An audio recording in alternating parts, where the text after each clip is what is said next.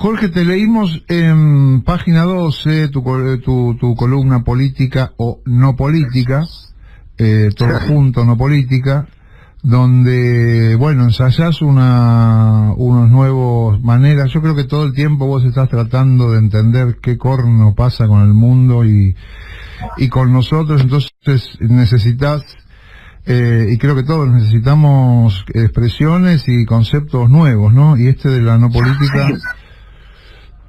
está... Sí, inventé esa palabra para desplazar un poco la cuestión de la antipolítica o el rechazo de la política, que ya viene de antes, ¿no?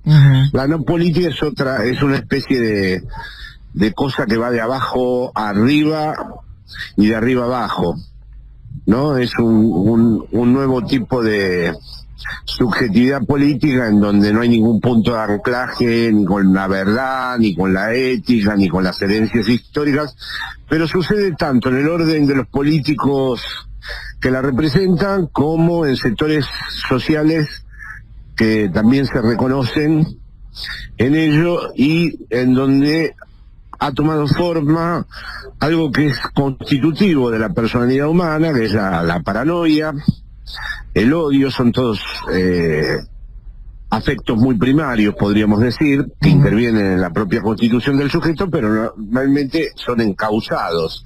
Ahora parecen desencadenados y han logrado, digamos, atravesar las distintas barreras hasta tener representantes políticos que son absolutamente afines a este tipo de delirios. O sea, son representantes políticos de una libido o de un estado psíquico. Sí, se lo podría decir así, perfectamente. No de ideas, no de valores, sino de... El uso público de la razón, que era con lo que soñaba Kant en la Ilustración, es decir, algo no jerárquico, que la razón estuviera al alcance de todos y que todo el mundo pudiera razonar, que fue un sueño ilustrado, se ha hecho trizas. Es una especie de delirio permanente donde cualquiera puede decir cualquier cosa y en donde los que nos tenemos que ocupar del sentido y dar la batalla por el sentido estamos un poco en desventaja, porque es un mundo en donde los dispositivos permanentemente son usinas de estos delirios. Claro, pero además vos marcás algo que es muy es dramático, que es que la gente que con este delirio exige que se lo respete como un derecho. Sí, totalmente. Yo te paré cuando venía para acá en Murcia y había 5 tipos sin el barbijo, y daba la casualidad que el pueblo ese ya estaba cerrado por un rebrote muy importante que tuvo todo el pueblo de la pandemia, y los 5 tipos insistían en que no había pandemia, que era todo un cuento. Claro. Esto te lo dicen personas que no son locas, sino que comparten ese delirio. Sí. Es decir, un invento, en realidad la vacuna nos van a meter un chip, es una manera de dominarnos. No, a mí me dijo, usted es argentino, vino de paseo, no les crea nada, no hay nada, y estábamos en un pueblo que está totalmente cerrado. Sí. O sea que contra toda evidencia, ¿no? Esto, o sea, las fake news, como digo en el artículo, si ustedes me permiten, existían en la Guerra Fría. Cada vamos a decir, estructura ideológica las fabricaba, ¿no? Sí. Pero esto ya es distinto. Esto entra, las fake news todavía tenían una lógica dentro de la contienda mundial, ¿no? Claro. Pero esto ya pasó a otro registro. Para mí el punto de inflexión, Barragán, es el momento de Venezuela, porque ahí empecé a entender que cuando ya lo acusaron a Corbyn de chavista, sí, y a Mélenchon en Francia le decían Hugo Mélenchon, y realmente gente que ni hubiera podido encontrar en el mapa dónde estaba Venezuela, sentía que eso constituía un peligro para su orden social. Ahí ya vi que la cosa había franqueado una línea muy importante. Ahora, Jorge, si lo que está imperando es el delirio y la exigencia del cumplimiento de ese delirio como si fuese una demanda de derecho, y lo que se diluye es el estatuto de verdad, ¿cómo damos la batalla política y cultural? Bueno, esto surge permanentemente en el debate. Nosotros somos hijos, los movimientos nacionales y populares también, no de movimientos irracionales. Porque, por ejemplo, hay una tradición liberal que quiso mostrar a los movimientos nacionales y populares o al peronismo como irracionales. Eso es absolutamente falso.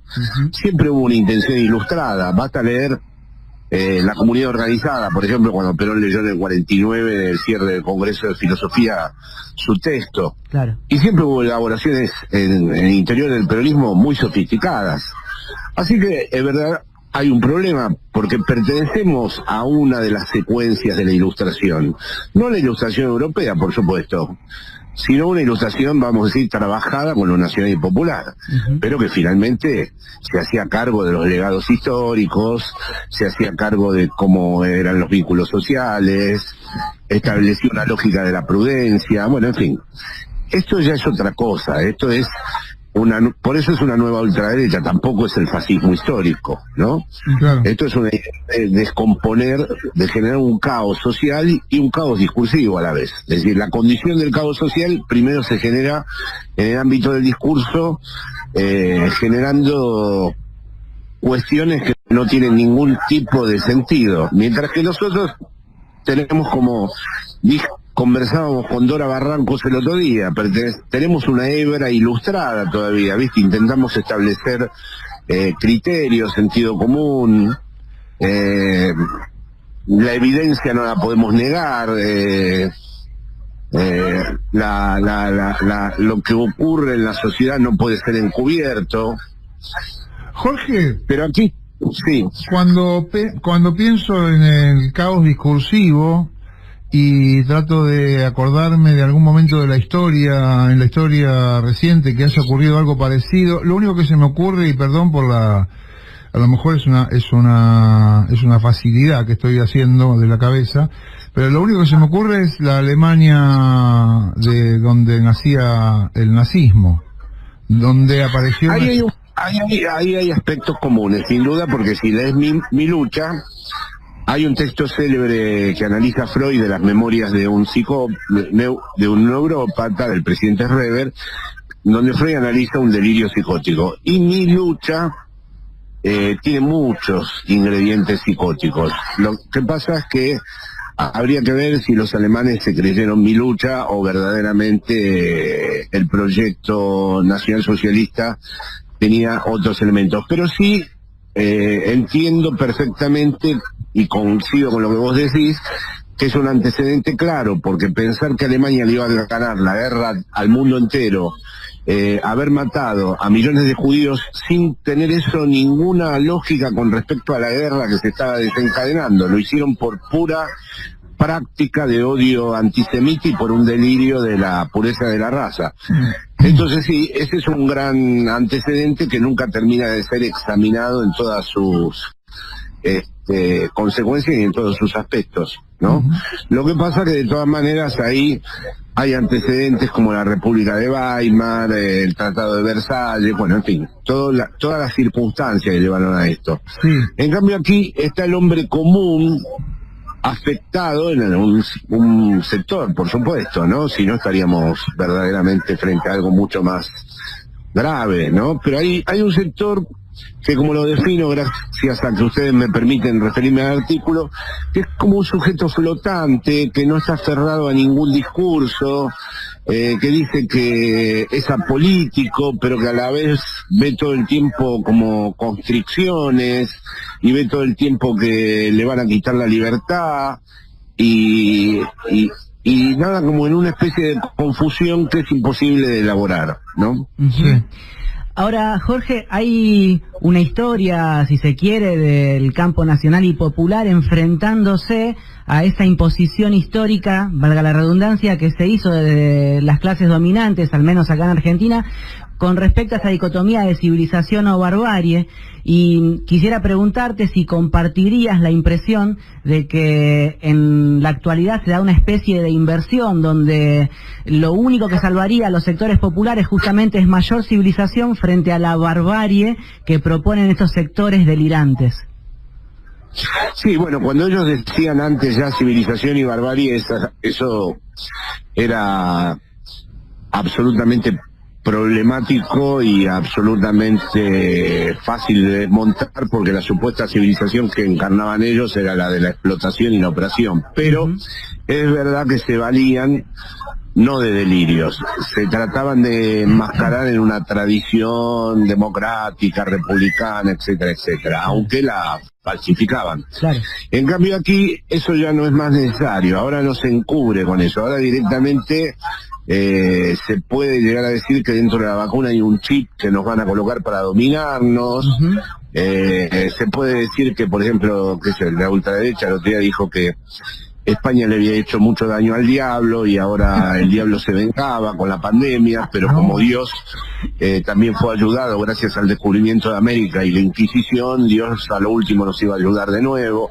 En fin, cosas que vos podés decir, no puede ser, esto lo dijo el ex ministro del Interior de Rajoy, cosas que vos decís, pero ¿cómo puede ser? Un ministro del Interior dice esto y verdaderamente, por eso, como hablo con mis amigos psiquiatras, hay muchos locos que se han empezado a pacificar, porque como se extiende colectivamente el delirio, en cambio el loco de verdad siente como una perplejidad con esto, ¿no? Claro.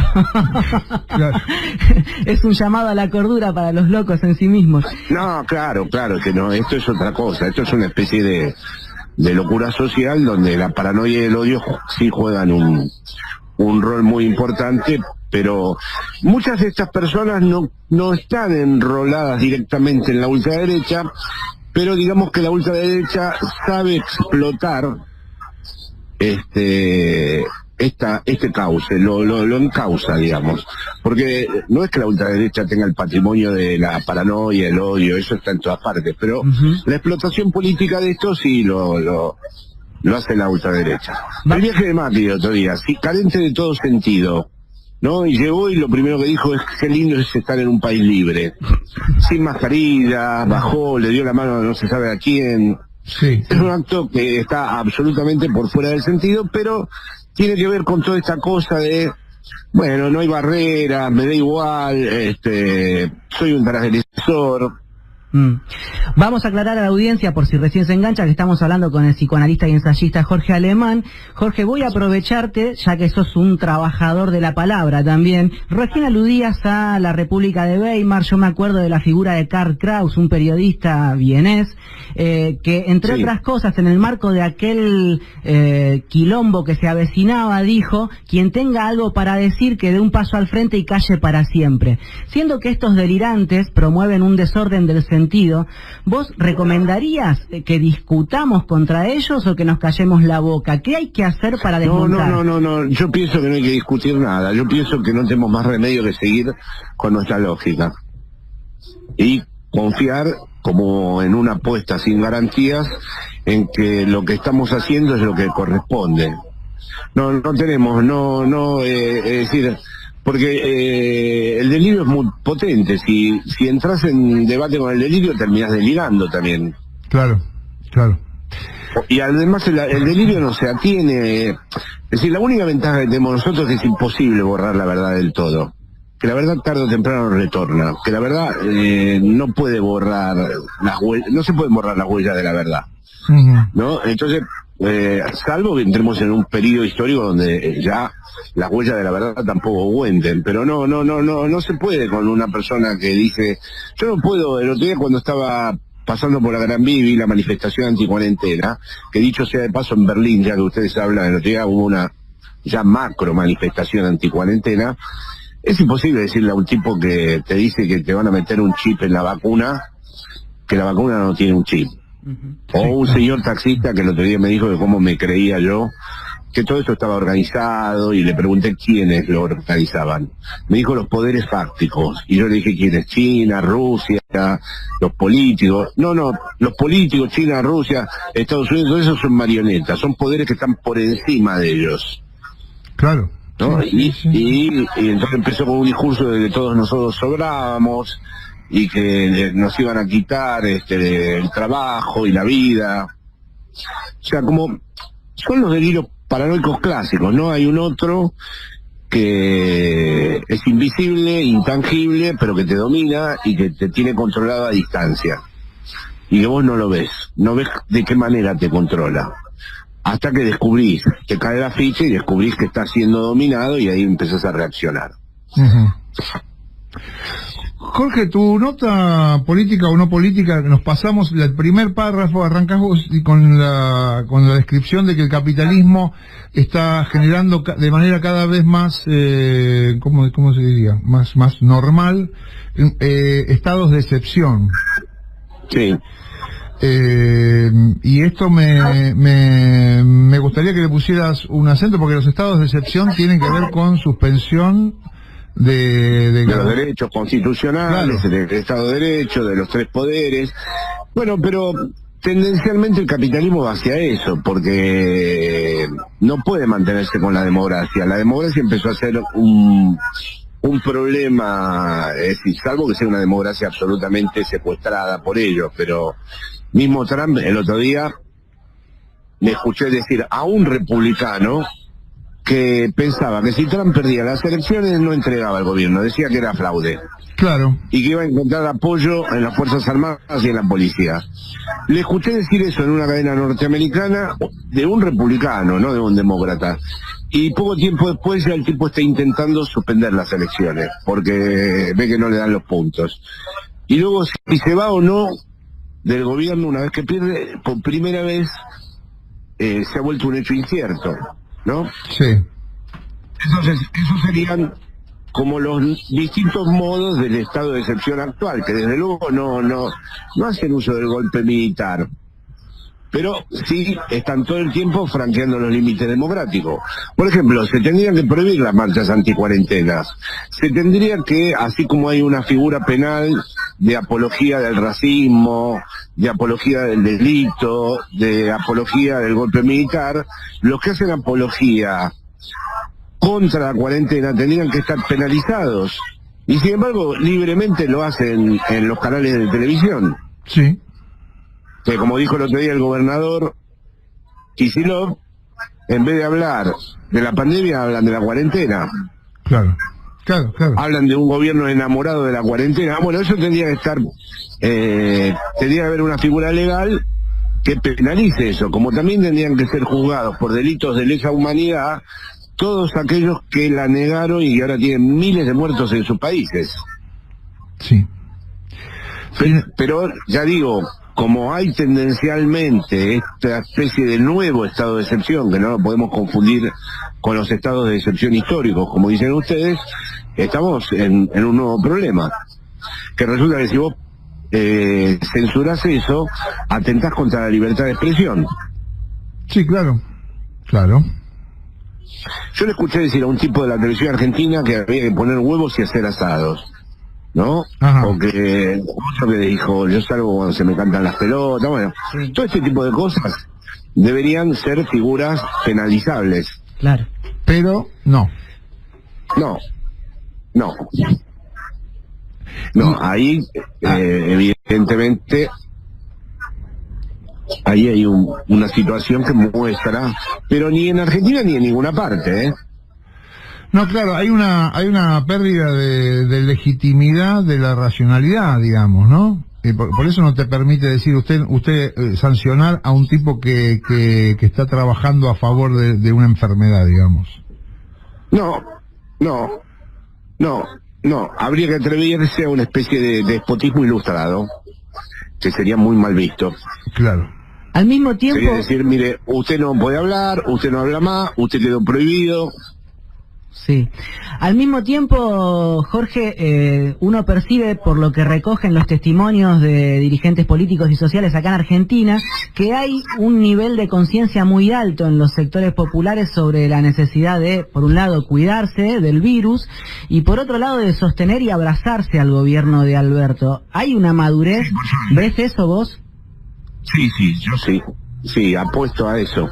No, yo simplemente describía un fenómeno mundial para que los compañeros y compañeras y compañeros de allá y de aquí, porque también aquí apoyo a la coalición que constituyen el Partido Socialista, el Partido Comunista y Podemos, tuvieran en cuenta un fenómeno que crece y que no está construido solo mediáticamente, es más complejo el panorama. Es decir, la tendencia a analizar esto en términos nada más que mediáticos, olvida la otra pata de la mesa, que es que hace tiempo que hay muchísimos sujetos que viven por fuera de un espacio en donde la política tenga algo que decirles. Claro. Y que se prestan entonces colaboran ellos mismos con construcciones delirantes, que no son necesariamente en el sentido clínico los locos, sino que es otra cosa. Es un tipo de paranoia social que está tomando forma. Ahora, al mismo tiempo, cuando hace un ratito decías la verdad sobrevive, tenemos la muestra en las elecciones del año pasado. Digamos, el que haya perdido Macri las elecciones fue porque la verdad le ganó al delirio. Sí, es que es así, es que si... Yo saqué un libro que se llama Capitalismo, un crimen perfecto de emancipación. Si no es el crimen perfecto, el día que la verdad no sobreviva, o sea, yo trato de ver los incendios posibles, porque tengo una tendencia a señalar algunos aspectos que me parece que hay que considerarlos y que no se reducen simplemente a la construcción mediática del sentido, que me parece que es más bien un movimiento circular, que es la construcción mediática del sentido, pero a la vez los mismos tipos, ellos reciben desde abajo grandes corrientes delirantes. Por eso hay tantos locos en los gobiernos. No es que Bolsonaro simule, es un loco de verdad, y Trump también es un loco de verdad. Claro. Y la de Bolivia también es una loca de verdad. Sí. Y Johnson está ahí cerca. Ajá. Sí. Y es verdad que se gana, ¿no? Ahí se loco que decían el mal, ¿no? Loco, no el hombre loco que acepta las consecuencias de su locura y paga por ello. No, claro. Y de hecho se ganó esas elecciones por fuera de toda la construcción simbólica de los medios dominantes. Sí, eso es lo que nos da un lugar para la insistencia, para insistir en nuestra apuesta, ¿no? Y para cuidar. Una última, Alemán, y te dejo que te vayas a meterte en el agua, en el mar. Al principio de la columna de política o no política, definís al poder así medio, no sé si a la pasada o con mucho, y ahí viene mi pregunta, o con mucha perspicacia, le pones las corporaciones, el mundo de las finanzas y las conexiones internacionales. Y me quedé pensando, porque a la pasada parece que las conexiones internacionales son un etcétera, pero pensaba si no estás hablando o si no tenemos que verlo como una nueva entidad ahí también. Y sí, es una nueva entidad, pues son todas conexiones internacionales que no pueden ser frenadas por los organismos internacionales que existían previamente. Ninguna superestructura internacional funciona, ni la ONU, ni la Organización Mundial de la Salud, están todas puestas en suspenso, cada uno va por lo que por lo que le interesa. La prueba tenemos que una pandemia de esta gravedad hubiera exigido, si hubiera un mínimo de sentido de la especie o de la humanidad, buscar juntos la vacuna. Claro. Y han entrado en un campeonato, han entrado todos en un campeonato mundial. Sí, increíble. Entonces no hay un organismo que les diga, no, miren, no se puede hacer esto es una cuestión de la vida de los seres humanos, ya no podemos seguir jodiendo con esto, ya llegamos al límite, el capitalismo ha vuelto insostenible al planeta, ya la única que nos queda es ya también jugar y especular con esto. Pues no pasa nada, está la de Oxford, están los otros que acusan a los rusos de haberla hackeado, no se sabe qué va a pasar. Entonces, verdaderamente no hay estructuras internacionales reguladoras. Exacto. Sí, es realmente bueno, es a donde nos ha llevado el capitalismo, ¿no? A una guerra permanente. Hace rato que se advierte todo y no pasa nada. La pandemia estaba advertida desde muchos años antes y el capitalismo no pudo desviar su marcha hacia la acumulación ilimitada ni un grado. No pudo desviarse un centímetro del plan que él mismo ejecuta. Entonces esto ha debilitado de un modo muy poderoso a cualquier institución, ¿no? La prueba tenemos que hubo un golpe militar en Bolivia y no pasó absolutamente nada, ¿no? No, claro. Y es viable un gobierno como el de Bolsonaro en Brasil, parece que está ahí. En algún momento nos hicieron creer que estaba débil o qué sé yo, y está lo más bien el tipo. Gobierno. No sabemos. Hoy en día, antes, cuando todavía había un uso público de la razón, Bolsonaro, Trump y qué sé yo, no podían durar más de 2 minutos. El macrismo, después del desastre que hizo, nos juntaba 5 votos. Claro. Si no estuvieran estos factores, que intento describir de un modo muy acelerado, porque esto lo tendría... no podríamos explicar que el macrismo consiguió lo que consiguió. Está bien, nosotros por supuesto fue una proeza ganarles, pero hay que pensar que un elemento absolutamente destructivo y que perjudicó notablemente a los sectores que incluso lo votaron, está ahí. Sí, está ahí. Y va a ser la nueva versión de la ultraderecha argentina, además. Tal cual. Jorge, te agradecemos muchísimo la charla, te mando un abrazo y un cariño grande. Un abrazo enorme a los dos, compañeros, y bueno, espero el recorte, así lo hago circular en mis redes.